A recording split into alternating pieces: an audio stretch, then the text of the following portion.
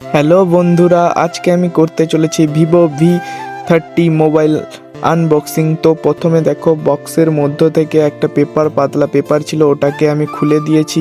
তারপরে এখন বক্সটাকে দেখো, খোলার পর প্রথমেই আমাদের এখানে ভিভো V30 মোবাইলটা বের করলাম। এখানে দেখো জাস্ট একটা পেপার লাগানো আছে মোবাইলের মধ্যে, তো সাইডে রেখে দিই মোবাইলটাকে। তো এখন দেখো জাস্ট একটা কভার আছে এবং ফোনের বিষয়ে কিছু তথ্য আছে, আর কি কিছু নোটিশ টাইপের কিছু একটা আছে। তো এটা সব মোবাইলেই থাকে, বেশিরভাগ সব মোবাইলেই থাকে, দিয়ে থাকে সব কোম্পানি থেকে বাক্সের মধ্যে। তো এখন দেখো এখানে একটা জাস্ট চার্জার আছে এবং একটা চার্জিং কেবিল আছে।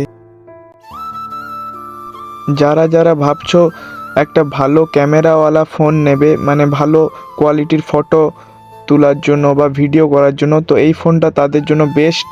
ঠিক আছে, এই ফোনটাতে খুব premium quality DSLR like picture তোমরা তুলতে পারবে।